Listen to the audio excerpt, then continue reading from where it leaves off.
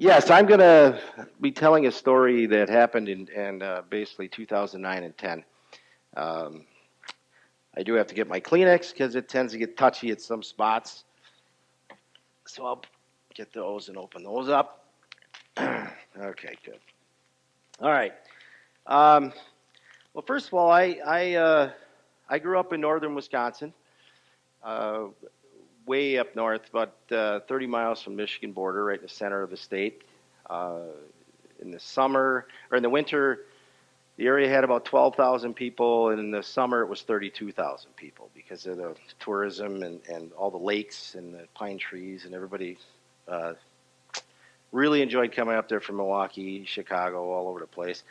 Uh, when I was a young boy, uh, we didn't go to church. That just wasn't part of our routine. In fact, I think at that time, the only thing that I ever remember about church was we lived right next to a Catholic church, and I used to see people walking to church with families, and I thought, that might be something I could do. I kind of like that, but it just wasn't part of what my parents would do and didn't want to do. So the other experience I had with religion was my grandmother, who was a devout Wisconsin Synod Lutheran. I don't know if any of you know about Wisconsin Synod Lutheran. Yeah, I can see some guys probably have still whip marks on his back from being Wisconsin Synod. I just remember it was very scary.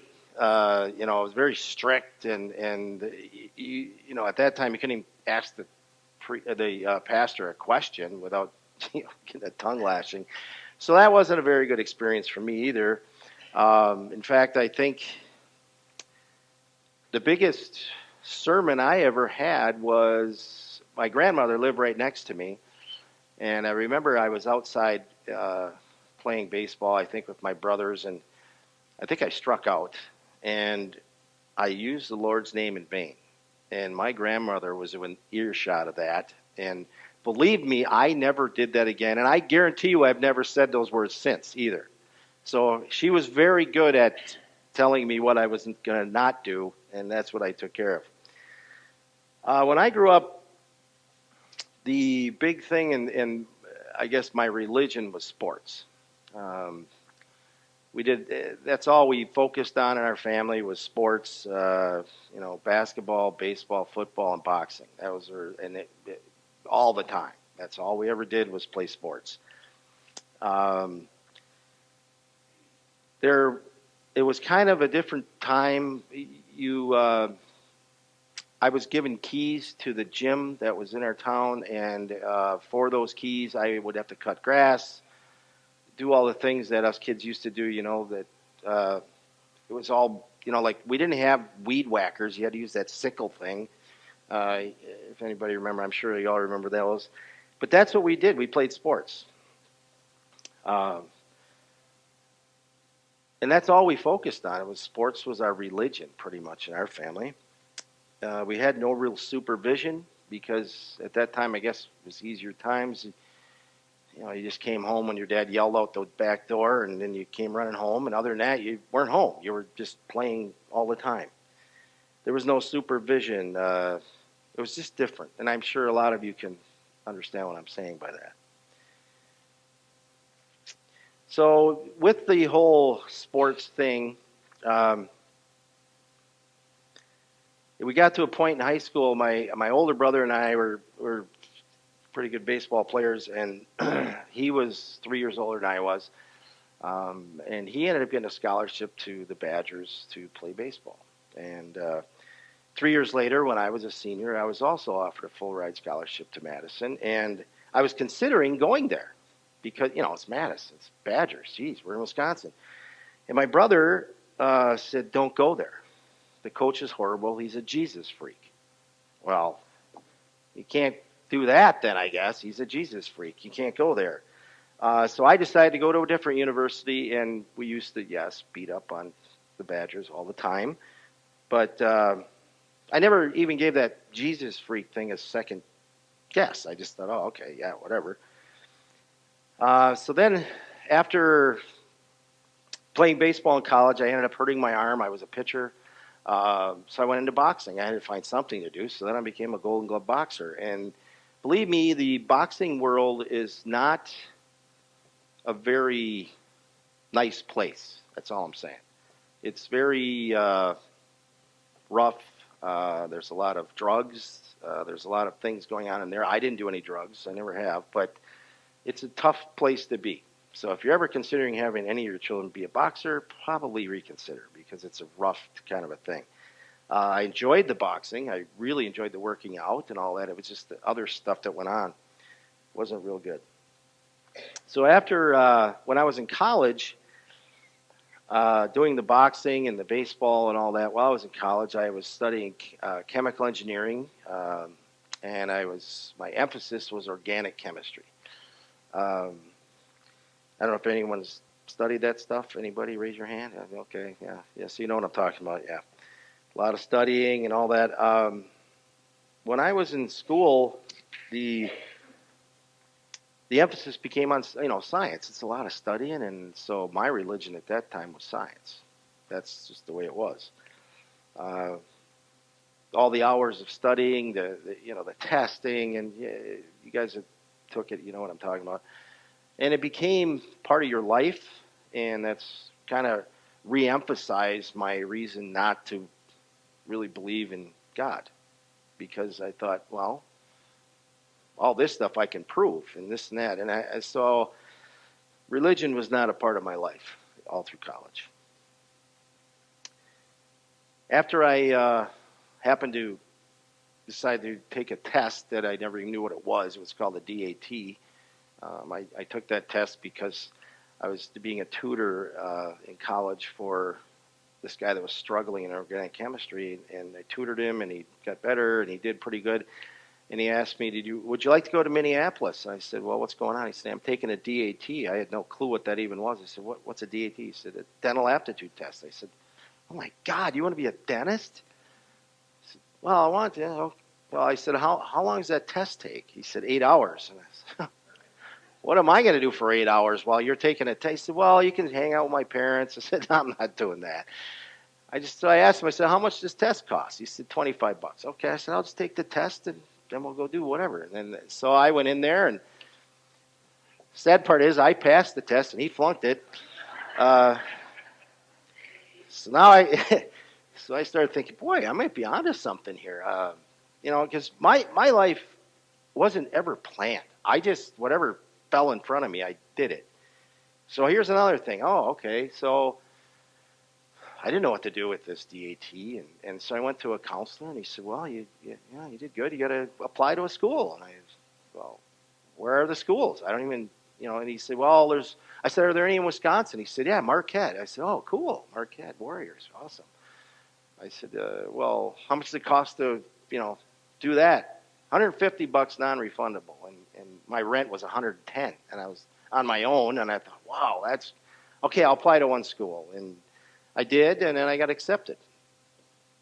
So I decided, okay, I guess I'm going to dental school. So that's what I did. I went to dental school at Marquette, and while I was at Marquette, same thing. You're studying science all the time. It's all you're worried about is what you're studying.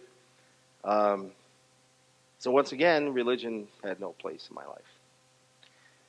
Well, then I met this nice woman named Marilyn, and lo and behold, I fell in love with Marilyn, and I kind of just decided that maybe it's time to get married, and because I really love her, I don't want her to get away.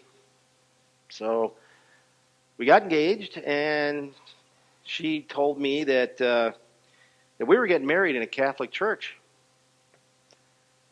I said, okay, I agreed. That you'll find a pattern in my life here. Every time Marilyn says something, I agree. Somehow it works. So we got married, and everything was good. We moved up to northern Wisconsin for a while. Then I moved to Glencoe. As we came into Glencoe, it was just Marilyn and I and 2 dogs, and life was pretty good. Everything was, we still weren't going to church yet. My wife, she was reading the Bible a lot and doing those things. And then we had children. Now, when you have kids, I never babysat when I was a kid. I didn't know how to change a diaper. I thought, wow, this is going to be something. And I remember the first day we brought our first child home. I thought, okay, made it through the thing at the hospital. The baby's born. We bring the child home. Sat my wife down on the couch, and she instantly starts crying. And I'm thinking, if you don't know what you're doing, this kid is screwed, because I have no idea what I'm doing. They didn't give a manual. I didn't know anything. So it was, but it's interesting because for some reason, you women it's part of you. You just know what to do. It's amazing. So I think women are geniuses in that way, taking care of kids and figuring out what needs to be done. It just amazes me. So the next thing Marilyn told me is that we have to go to church. And there were a few other things on the list, that our kids have to be in the school band. They have to be involved in school. They can play sports. That's okay too. But those things have to happen. And I agreed again. Okay, that's good. So then we started going to church. And I was doing my fatherly duties. I was sitting in church, handing out Cheerios, pinching some knees once in a while, all that stuff that we do when the kids are little.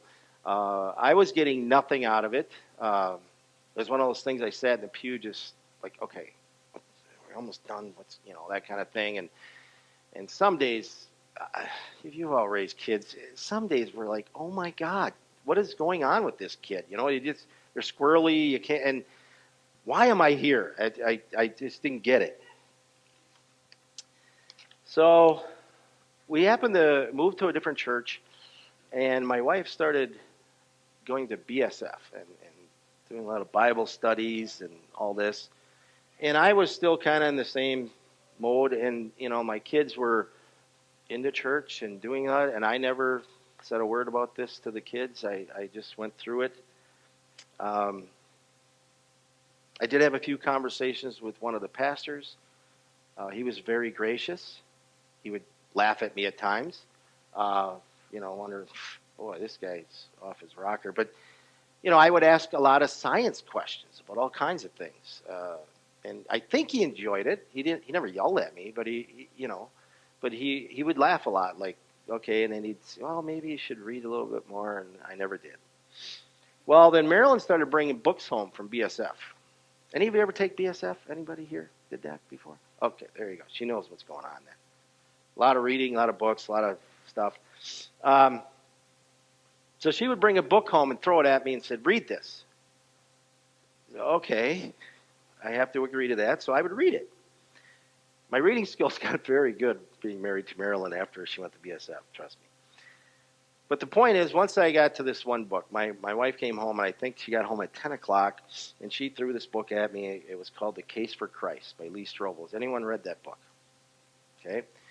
Well, I would strongly suggest anybody to read this book. Okay. I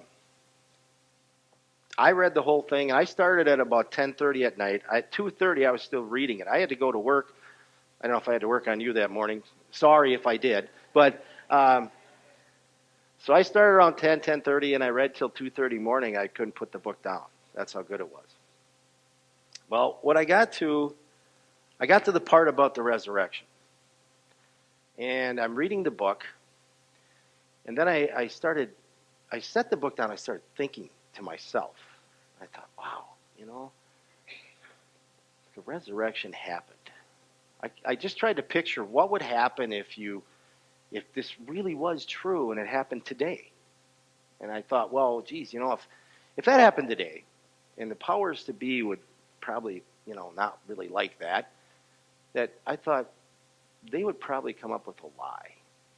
They would tell the guards to say, hey, I want you to tell everybody that 100 people rushed you and took you away from there, and then they took the body and ran off with it.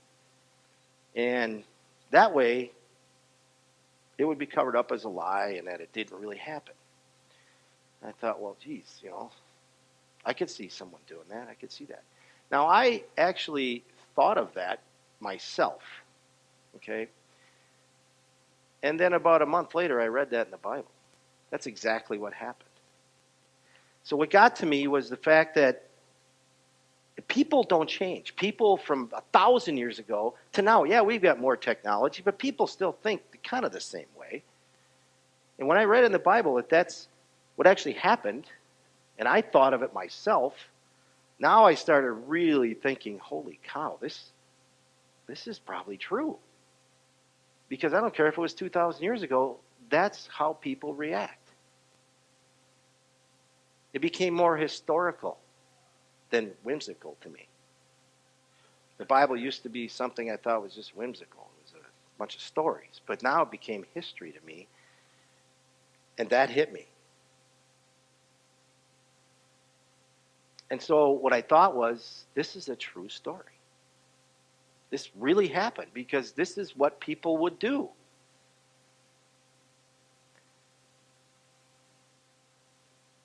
So now I had it in my head. I believed that this is true. Jesus rose from the dead. Because they would have scoured the earth for that body. There's no way they could have hit it good enough. They would have found someone that saw something or what. Just think of what goes on in our world today. They would have found something.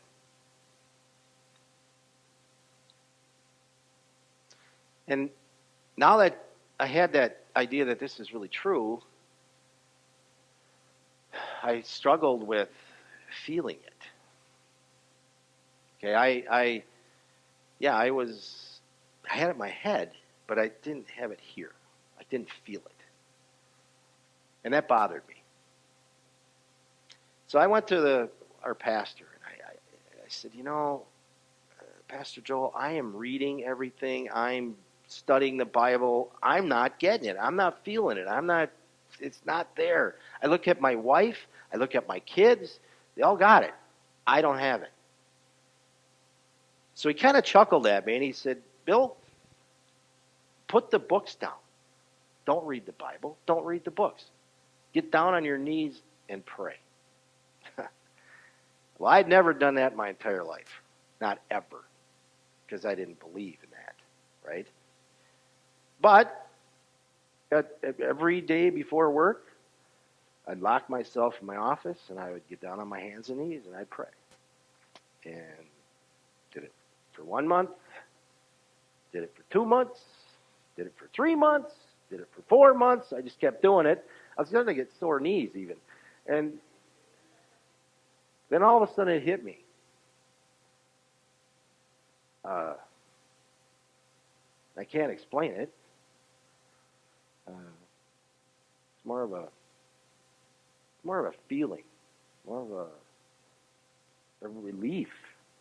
I felt relief. I felt like, wow, I get it. Obviously, since that time, I do a lot more praying.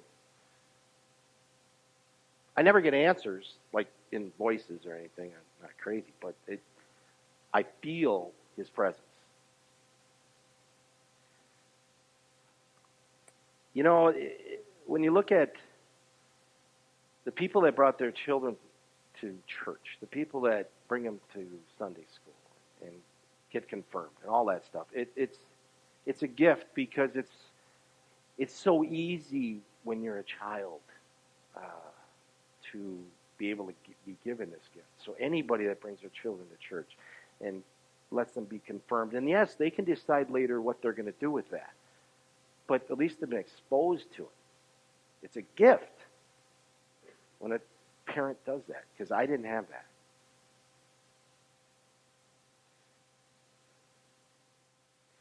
I was 40 years old when I became a believer. 40. And I probably struggled with it for probably 5 years. Before that, I didn't even think about it. But it took quite a while.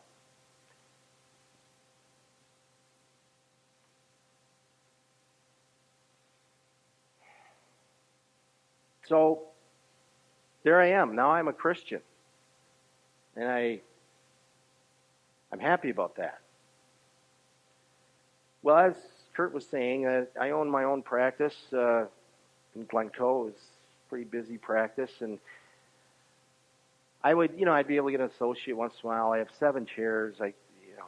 Trying to work it myself was impossible. So then I had some associates working with me. Then once in a while, they'd want to go back to their hometowns. They'd leave. And so there was a stretch there that I was by myself for 2.5 years running this office, working my butt off. So one weekend I decided, okay, I am going to just go out and enjoy myself. I was going to do a hunting, fishing, packer weekend. Okay. I'm sorry. I said the word packer. I'm sorry. So what we did is we drove up to Michigan, and first I went to my hometown, which is near Minocqua. Then we drove up to Michigan. I went grouse hunting. I had about 4 hours of sleep because I was driving all the time. I hunted grouse all day long. It was wonderful.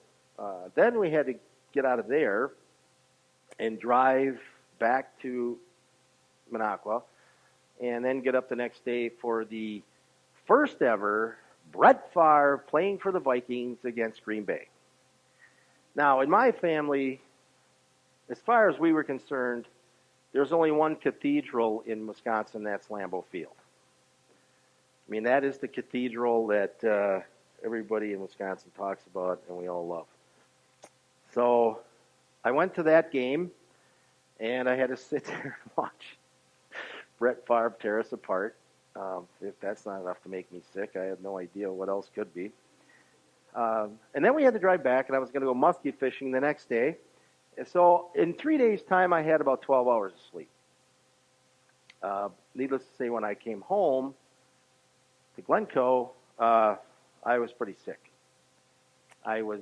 That was right around the H1N1 thing that was going on, and I might have had some pneumonia. I was really sick. So Tuesday, I remember I put a sign on the door going down to the basement. Do not enter, old man dying. My son had texted me and said, Dad, how do you feel? I said, I'd feel better if I was dead. So that night was a little rough. I slept. So the next day, I went to work, of course, because, you got to go to work. So I went to work. I was feeling really bad. I worked all day. That night was my son's 18-year-old birthday, my second son. And so we were just enjoying his birthday, celebrating a little bit, just watching, I guess, the Yankees playing baseball. That's what we did. But so that night I went to bed, and about 1 o'clock, now I'm going by what I was told, by 1 o'clock, my wife heard me snoring. And, I'm a snorer, but she got up, took a sleeping pill, put some earplugs in so she could blow through it, not listen to it, right?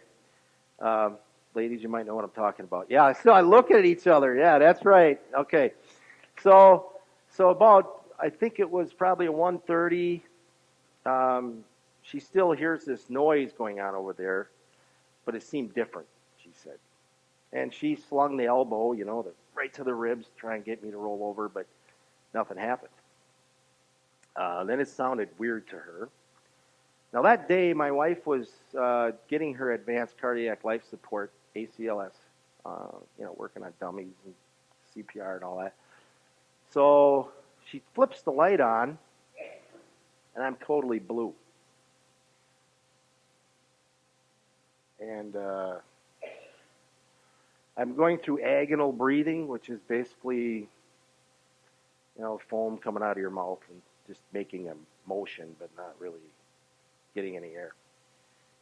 And so she immediately called 911, and she was smart enough that she put books underneath my back in bed so that, because if you push on the bed, nothing's going to go. So she slammed a bunch of books under me, started doing CPR.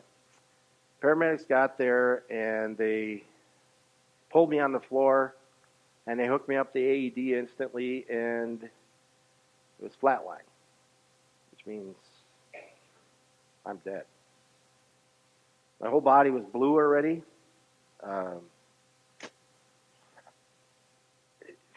When you're in flatline, shocking doesn't do anything. You're gone. You can only shock two things: VTAC, fib. That's it. I mean, otherwise you can't do anything.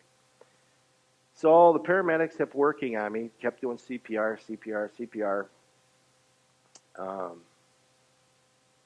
Nothing's working.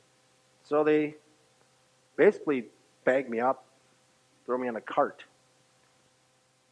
bring me out in the hallway, the living room, and the woman that was actually training my wife was there. And she said, "This is wrong. He's too young." I was 48 at the time, and he's too young. So they zipped open the bag, and they started messing around, and she said, "You know what? Maybe I have an airway. Just shock him." So they shocked me, and there were sparks because I have kind of a hairy chest, and that thing happened. So they ripped the pads off, shaved me, slapped it back on. She thought she was getting some sort of an airway, so they shocked me again, and I had a heartbeat. Okay, so now I got a heartbeat. I'm not breathing, but I have a heartbeat. So they brought me over to the hospital, the local hospital, and my wife is, sitting, oh God, and my 18-year-old on his birthday is staring at me, his corpse laying in the living room, and my other son's upstairs praying, and my oldest son is at the University of Minnesota. So I get to the hospital. I know, my doctor is the guy there. One of the anesthetists that I work with at the hospital is there. She didn't believe it was even me. Thought there was another Bill Dunbar. So I guess when the doctor was, seeing if I had any responses, he was sticking his fingers in my eyes. They're obviously locked open. I had no response, nothing. So they decided they're going to bag me up or wrap me up and put me in a helicopter, send me to Abbott. And so they're breathing for me. I do have a heartbeat. So I get a nice little helicopter ride. Before I leave, my family, said goodbye. They kissed me, which is horrible to put your family through. Having a bad night, for sure.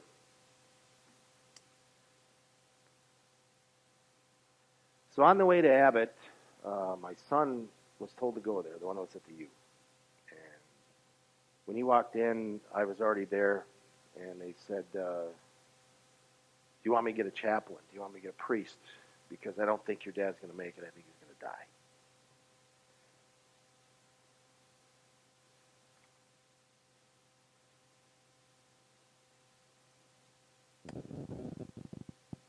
It's very hard to put your family through that.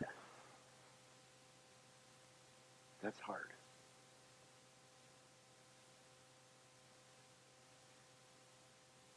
So at the Abbott, they put you on the Cool-It program, which is basically they ice you down, get you to your blood and everything to be at 91 degrees.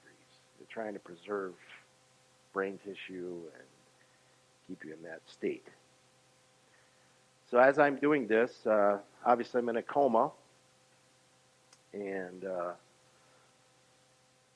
I know that 2 days after that was my wife's birthday, and I think my wife said, Bill, she said my name.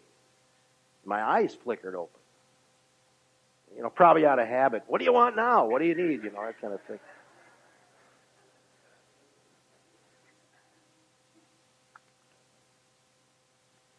But it was just I don't know. They didn't know what it was. The next day, my son came in, and he was going to leave. He had to get out of the hospital for a while, and he said goodbye to me. And as soon as he did that, I started seizing. So I'm getting seizures, which meant, they're worried about brain activity. They're worried about, now you're frying your brain here. You're getting seizures. And then every time they would try and take me off the Cool It program, I would seize. I would start shaking and seizing, and it didn't look good. And so there was one night my wife asked the neurosurgeon. She said she was worried. Because she knew I wouldn't want to be a state, and she said, I'm worried. Can someone recover from this? Is it possible? He said, it's possible, but I don't think it's going to happen. And then my wife looked right at him and said, you don't know Bill.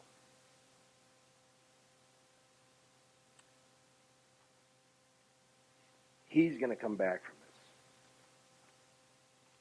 I don't know, every time I have to say it, it chokes me up.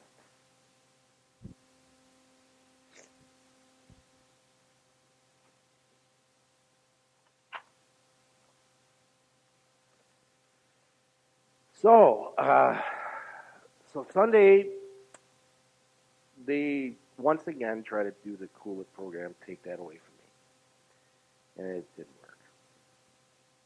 And so things weren't looking so good. So I think it was Sunday night, they finally took the Cool It thing off. And I didn't seize. I was shaking a little bit, but they didn't really know what was going on at that time. Well, Monday morning, I woke up.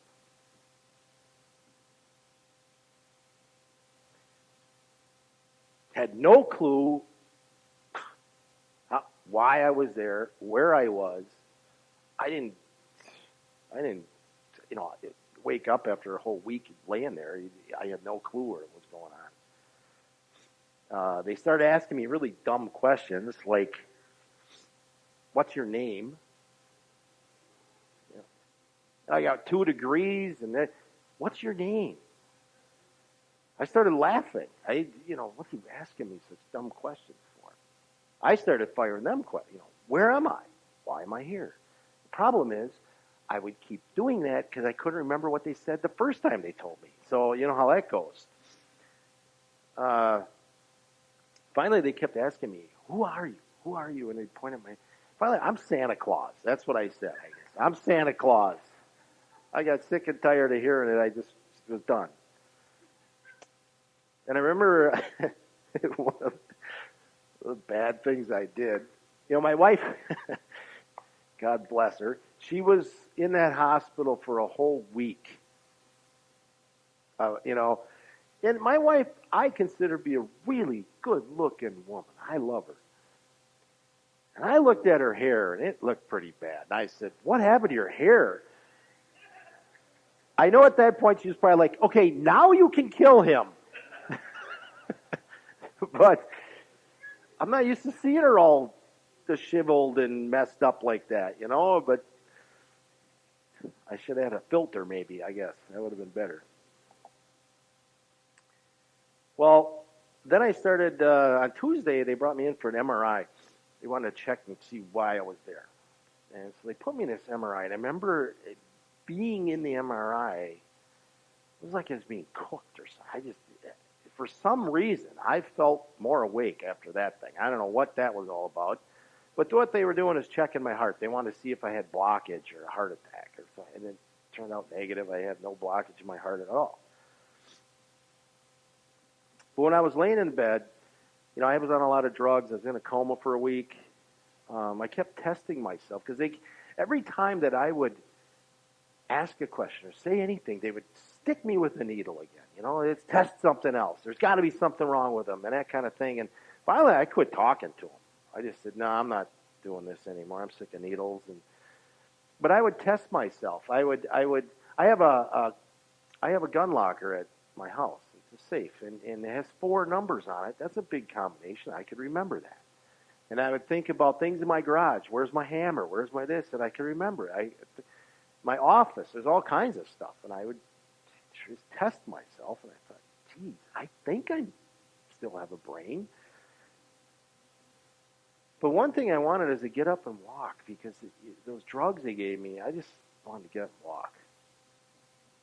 And if you lay in a bed for a week, in a coma, with drugs, and they ask you to get out of bed, I know what a newborn calf feels like, I'm telling you. Your legs are noodles. Oh man. And then they put these nice, really beautiful red slippers on. It basically says, look out for this guy. He could fall over any minute. And then I graduate up to the brown ones, though. That was kind of nice as you go. So then I think it was about the third or fourth day they came in and they were asking me a bunch of questions. They run a test on you. And when I was in school, I was, I thought I did well in school. And you always wanted to pass the test, right? Well, this one, if you pass, you have to stay at the Kinney Rehabilitation Center all the time. And I flunked it. That was the best test I ever flunked in my life, because then it means I didn't have to stay there. I could go home and then outpatient that way. So I flunked that test, which was great. One of the things that someone had put on my bed, it was John 11. It says, Lord, the one you love is sick. This sickness will not end in death. No, it is for God's glory, so that God's Son may be glorified through it. So, whenever I read that one, it is amazing. I mean, it is amazing that how did I get through this? I don't know. When I was on my way home, it was strange. Get out of the hospital, and you're so used to being protected and guarded. And even the ride home, I thought we were going to die. We were going to go in a car crash. Something was going to happen. I was paranoid and kind of weird. When I got home, nothing made sense to me other than my wife.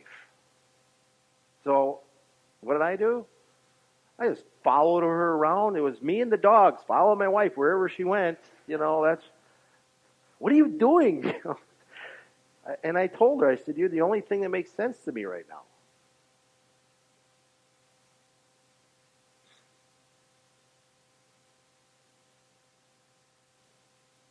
I had to go through occupational therapy. Occupational therapy. Are there any occupational therapists in the room, by the way? No? Good, let's talk about them. Occupational therapists have way too much power. If something like this were to happen to you, and you go to their office, first thing they're going to do is they're going to take your driver's license. They're going to take your dental license or any type of license you have to work.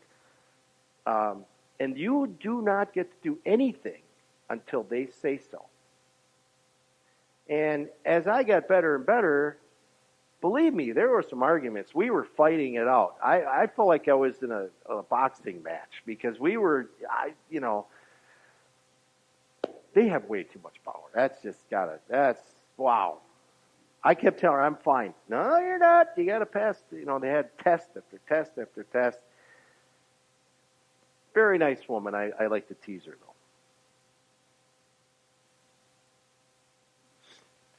So, 6 weeks sitting at home, doing nothing. Reading, walking. That's all I could do. I sent babysitters to watch me. I don't know why, but they did.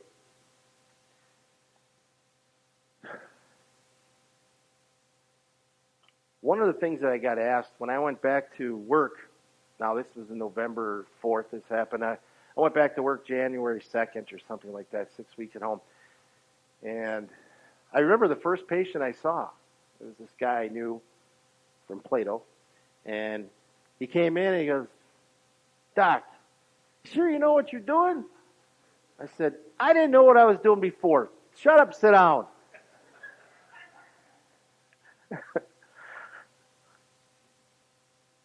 I didn't really reflect on any of this stuff for at least 9 months, 10 months. I didn't worry about it. I just wanted to, people say, how does this change your life? Oh man, going through an experience like that, how does it change your life? I didn't want to even think about it. I wanted my life back. That's all you think about. I want my life back. I liked my life. I want it back. I didn't reflect on how has it changed me and how different am I going to be and all this business. You just want your life back. So right after Easter, I went to church for Easter, and they did a little thing on me for, Easter, of course. It was resurrection thing. And there was a guy from Channel 9 News in the church. He walked up and he said, "Hey, I'd like to do a story about you and this and that." And I was like, "Yeah, okay." He said he wanted my number, so I gave it to him. And so we set it up where my kids were both playing baseball, and we set it up at a baseball field that we were just going to meet because it was halfway, and we talked things over. And as I was driving to the game that day, the reporter must have had to call Abbott and talk to the head guy at Abbott. And he said, "I had never seen his chart before. I'll look it up." Well, on the way to do the interview, this head guy at Abbott called me on my cell phone, which I had no idea how he got that, and said, "I need to see you. I'm Dr. Grams. I need to see you. I'm coming out to Glencoe on Friday to see you."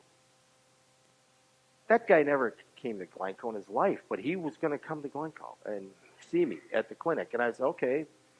So I'm thinking, okay, you probably, this Cooler program's got to be expensive. I'm thinking, like a dog and pony show me, put me, oh, look, we saved this guy. That's what I was thinking. So then I went in the room and I said, "Oh, hi, Dr. Graham, nice to meet you." And this guy doesn't mess around. He just said, "You know what?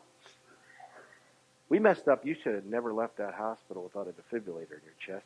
You have a heart arrhythmia problem." I'm like, what? I feel fine. He goes, "No. You should have had a defibrillator put in. You should have never left the hospital without one. And if you're worried about it, I'll put you in the hospital right now with a monitor, and Monday you'll get a defibrillator put in." I'm like, whoa, wait, just hold it. I'm fine. And, of course, my wife's there. So you know how much power I got now. So I had to go to electrocardiophysicist. And he's the guy that puts them in. And he basically told me, with my wife there, that we never get a second chance. You need to get this in your chest. If you were my brother, I would do it today. Well, that's it. Yeah, I got a defibrillator. Whether I wanted it or not, I had to get one.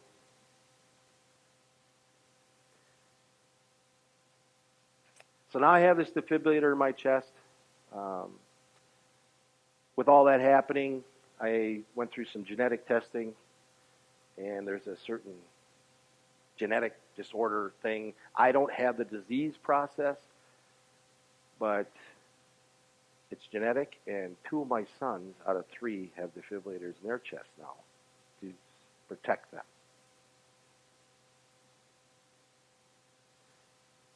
They weren't real happy with that, obviously, but I said, hey, it's better than, the other option. So this is the part that gets a little humbling for me, is, I know we're all sinners, all of us.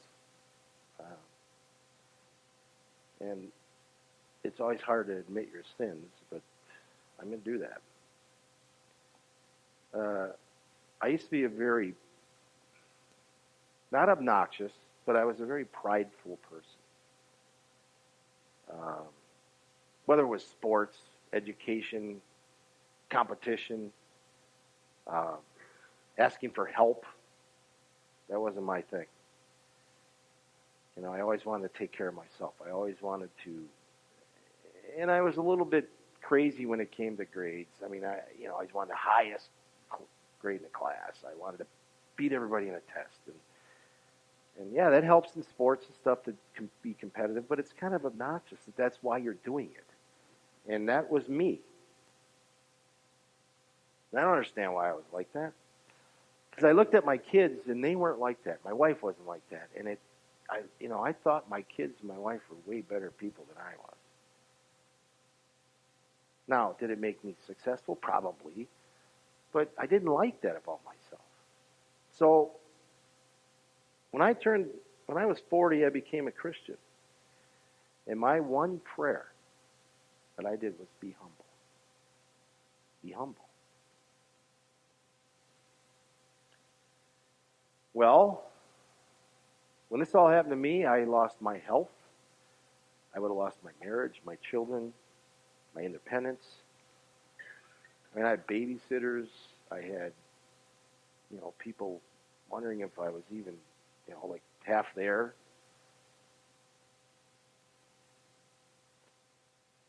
People came together in Glencoe. They were sending us food. They were blowing our snow for us. That drove me nuts. That I wasn't out there blowing snow and someone else doing it. I had 28,000 hits on a carrying bridge site. I don't know 28,000 people.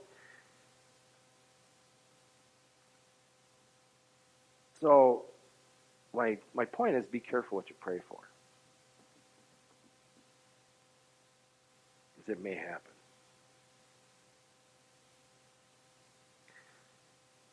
I had a 0.5% chance of living. That's the statistic I had. 0.5% chance. In other words, 99.5% chance I should have been dead. I have no brain damage. Well, any more than I had before. I don't know. I always tell people, they say, geez, how did you, you're still doing this dentistry thing and you have no brain damage? I said, when you have a small brain, you just need a little bit of oxygen. That's all.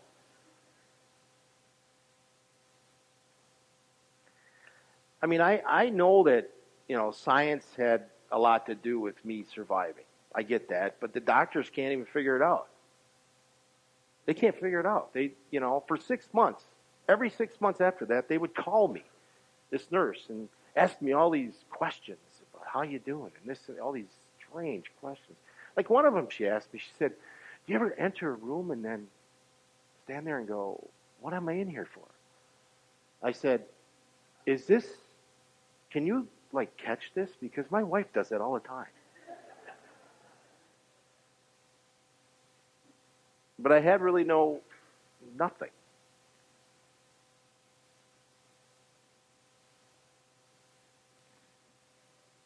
I mean, the power of prayer, there was a lot of people praying for me. And I know that. And that makes sense. 18 years ago, that wouldn't have made sense to me. And then you get this guilt thing. Why me? Because I did find out, I started researching things, and I found out there were 5 other people right around my same age group, 48 to 50, around the same time, had the same exact thing happen. And that's when H1N1 was going around, or maybe because the surgeons were talking about, is it possible because of this genetic thing that it takes something else to trigger it, like a sickness or a bug or a virus or whatever. Right in central Minnesota, there was 5 people that died from the same thing. Just boom. That was it. And I lived.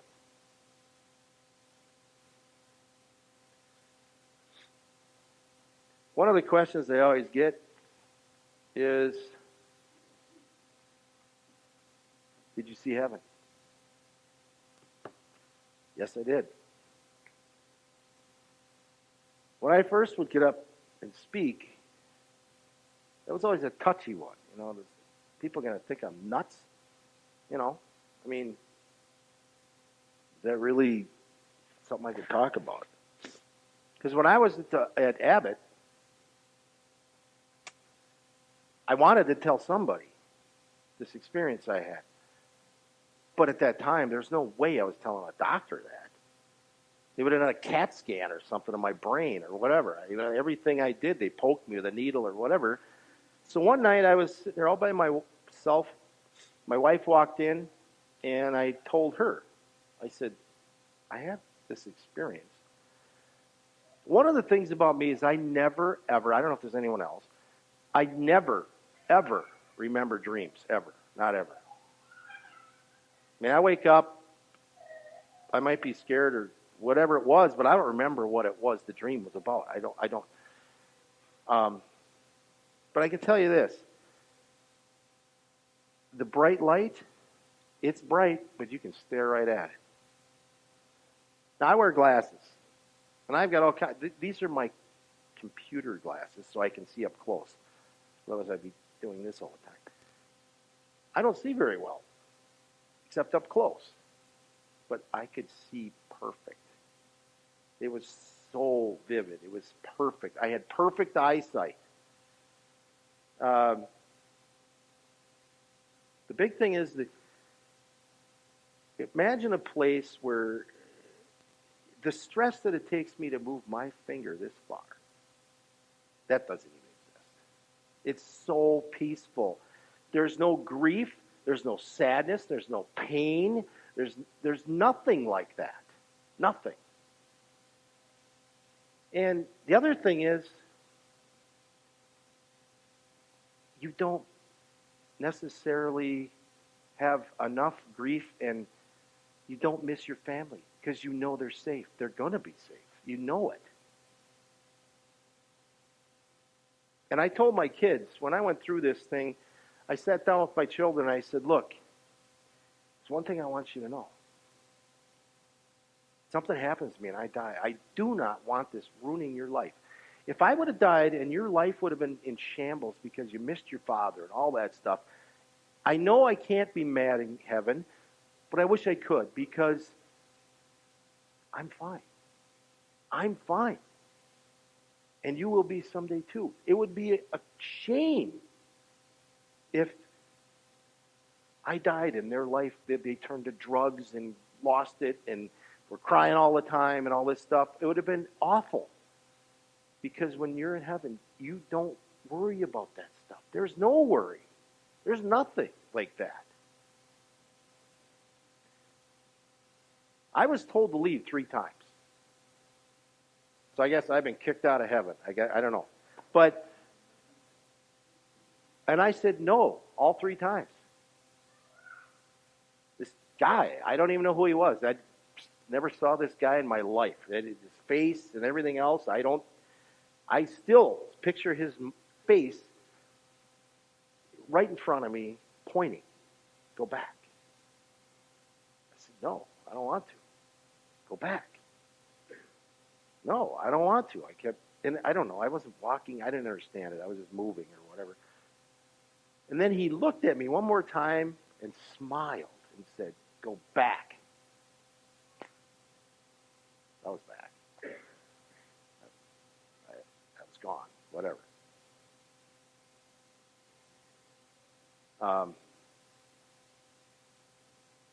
But that feeling of no grief, no sadness, no pain, no anxiety, no tension. Can you imagine that place?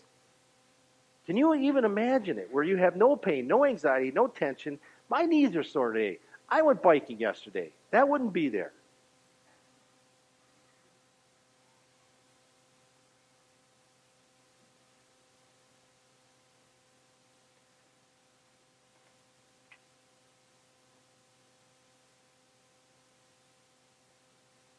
You know, that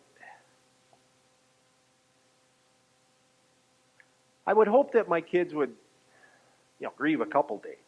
Let's face it, that would be nice, that I missed. But I don't want them to destroy their life.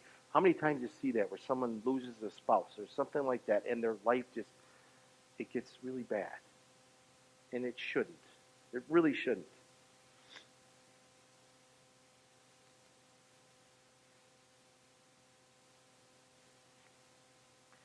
The Holy Spirit is in each one of us. We all know that. I mean, you guys are here, you know that. And there's people that don't know it. But I think what I call this is my opportunity. I mean, this really has been something amazing. But it also shows the superiority of God. It does, to me. And so what am I going to do? I'm going to finish well. It's not a sprint, it's a marathon. You got to just keep going. One thing, I'm a lot more emotional than I ever was before. I mean, I would have never had to use Kleenex in front of somebody speaking, ever.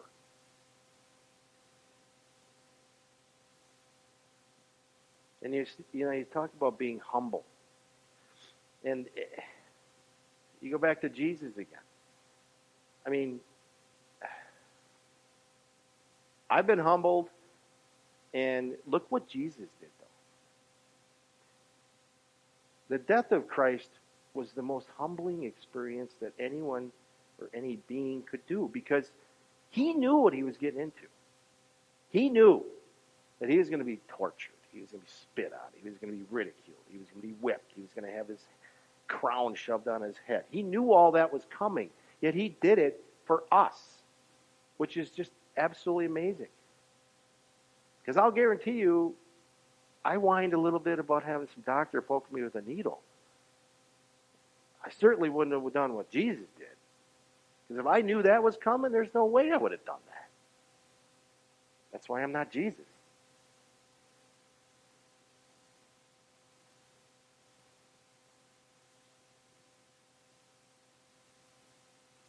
And what Jesus did for us gives us the freedom to have passion and to enjoy life and try to do good for others, not because we're trying to make ourselves look better, because it should just be something we want to do. I mean, Jesus got himself tortured for us. It's incredible what he went through.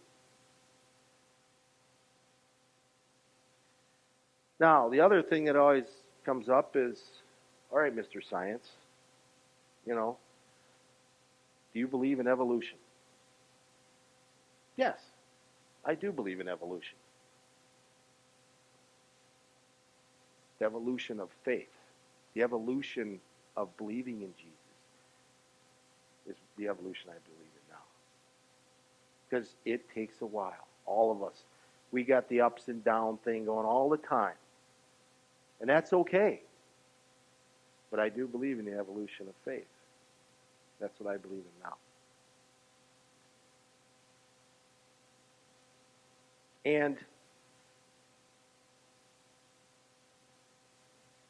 the question always comes up, can God create miracles? Well, here I am. And I'm not talking about my death. I'm not talking about resurrection. I'm talking about Bill Dunbar from northern Wisconsin, atheist, non-believer, and I'm the one sitting up here speaking to you about my faith in Jesus Christ. That's the miracle that I believe in. Thank you.